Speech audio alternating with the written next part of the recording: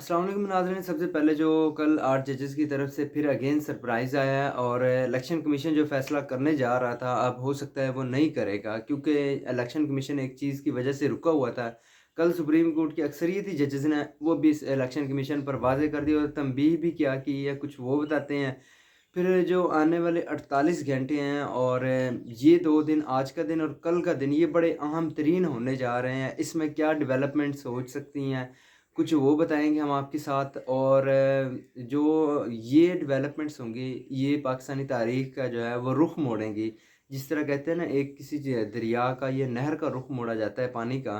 और तो इस वजह से ये भी वो चीज़ होगी जो आने वाले 48 से 72 घंटे जो है वो पाकिस्तानी तारीख़ का जो है वो एक रुख़ मोड़ेंगे। उसके बाद जो है वो आज अडयाला जेल में बानी पीटीआई से मुलाकात की इजाज़त मिल गई है और ग़ालिबन 3 अक्टूबर के बाद ये जो है वो पीटीआई की इमरान खान से पहले मुलाकात होगी।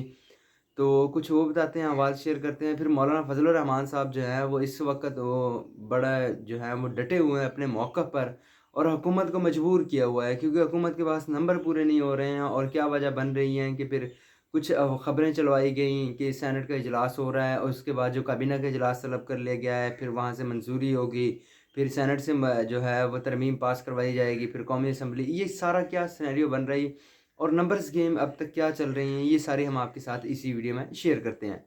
नाज़रीन, सबसे पहले जो हम आपके साथ शेयर करते हैं कि कल जो है मौलाना फ़ज़ल उर रहमान साहब से अपोज़िशन की मुलाकात हुई और उसमें उन्होंने यकीन दहानी करवाई कि बानी पीटीआई से जो है वो आपके वफ़द की मुलाकात करवा दी जाएगी और हुकूमत भी इस चीज़ पर रज़ामंद हुई। और इत्तलात आ रही हैं कि बैरिस्टर गौहर जो हैं और सलमान अकरम राजा साहब, उनको नहीं जाने दिया। जो है असद कैसर साहब हैं और उसके बाद जो है वो 3 रुकन उनके जो है वो वफ़द अभी गया है और बैरिस्टर बैरिस्टर गौहर साहब और जो सलमान अकरम राजा साहब, उनको इजाज़त नहीं मिली है। और ये वफ़द जो है वो बानी पीटीआई से जो है मुलाकात करे, जिसमें असद कैसर साहब भी शामिल हैं और हामिद रज़ा साहब भी शामिल हैं।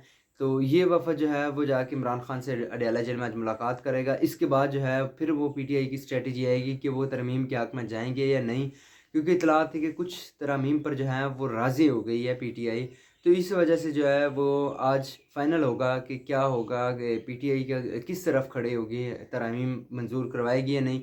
और दूसरी जानब हुकूमत जो है वो इत्तलात यही थी कि फेडरल कॉन्स्टिट्यूशनल कोर्ट से भी पीछे हट गई और जो है वो चीफ जस्टिस काज़ी फ़ैज़ल साहब की एक्सटेंशन से भी पीछे हट गई।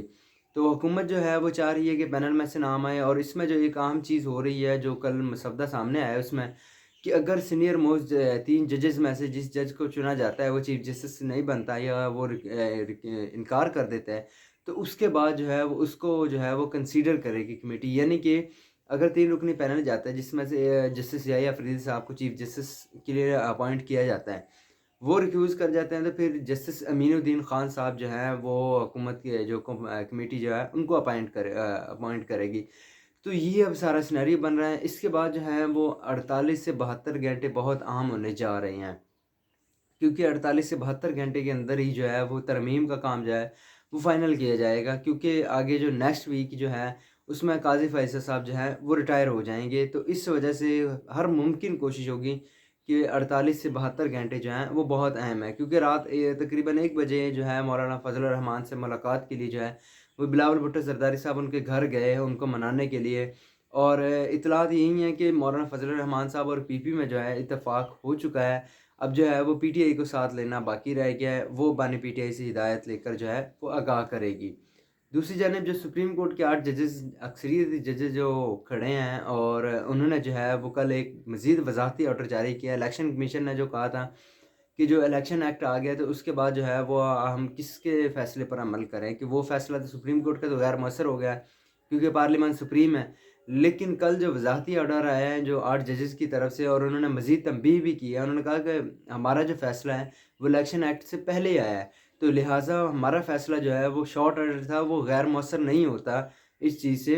तो इस चीज़ पर जो है उन्होंने मज़ीद तंबीह भी की है कि अब किसी चीज़ की गुंजाइश नहीं रही है, तो सुप्रीम कोर्ट के मेजॉरिटी जजेस के फ़ैसले पर जो है वो अमल किया जाए, क्योंकि उस पर अमल करने के बगैर कोई हल नहीं है इलेक्शन कमीशन के पास।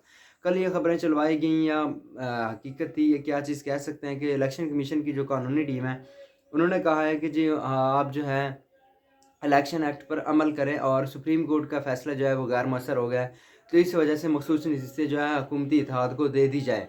تو انہوں نے مزید جو ہے وہ اجلاس اڈجن کیا اور اجلاس چلا گیا ہے منڈے تک، یعنی کہ سوموار والے دن، اور سوموار والے دن ہو سکتا ہے اس کا فیصلہ ہو جائے کہ کس کو نشستیں دی جائیں مخصوص۔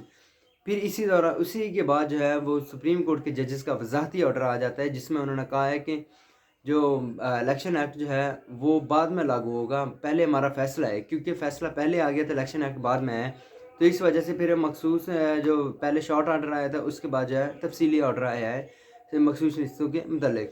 تو یہ ناظرین اب تک کا جو سینیریو بن رہا ہے 48 سے 72 گھنٹے بہت اہم ہے، کیونکہ سوموار منگل تک جو ہے حکومت ہر ممکن کوشش کرے گی کہ آئینی ترمیم کرے۔ ابھی تک نمبر گیم پوری نہیں ہے، اس وجہ سے جو ہے وہ حکومت کی کوشش ہے، تو نمبر گیم کی ابھی تک حالات حکومت کے پاس پورے نہیں ہیں، کیونکہ رات خبر آئی جی کابینہ کا اجلاس طلب کر لیا گیا ہے، وہاں سے ترمیم منظور ہوں گی اور اس کے بعد جو ہے سینٹ سے پاس کروائی جائیں گی، پھر قومی اسمبلی سے۔ اگر نمبر گیم پوری ہوتی تو انتظار ہی نہ ہوتا ہے۔ کابینہ کا اجلاس جو ہے آج تقریباً 11 بجے تک ملتوی کر دیا گیا ہے، اور سینٹ کا بھی اجلاس آج جو ہے غالباً 3 بجے تک جو ہے وہ ملتوی کر دیا گیا ہے، شام یا 4 بجے تک۔ تو اس وجہ سے جو ہے حکومت کے پاس ابھی تک نمبر گیم پوری نہیں ہو رہی، اگر ہوتی تو کب کی ترامیم پاس ہو جاتی ہیں، اتنا انتظار ہی نہیں ہونا تھا۔ حکومت کی کوشش ہے کہ جس طرح بھی کر کے مولانا فضل الرحمان صاحب کو اپنے ساتھ رکھا جائے، ان کو نہ چھوڑا جائے، کیونکہ اگر ان کے بغیر ترامیم کروائی گئی تو حکومت کے لیے مشکل ہوگا کہ ایک طرف پی ٹی آئی ہوگی، پھر جے آئی پھر ان کے ساتھ ہوگی، پھر وکلاء کی تحریک ہوگی، تو اس وجہ سے اس سب کو کنٹرول کرنا، یہ جھیل پانا حکومت کے لیے آسان نہیں ہے۔ اس وجہ سے ان کی ہر ممکن کوشش ہوگی کہ مولانا فضل الرحمان صاحب کو جو ہے وہ ساتھ رکھا جائے۔ تو ناظرین یہ تھی ابھی تک کی اپڈیٹ جو ہم نے آپ کے ساتھ شیئر کی، مزید اپڈیٹس کے لیے ہمارے ساتھ جڑے رہیے گا۔ ابھی تک اتنے، اللہ حافظ۔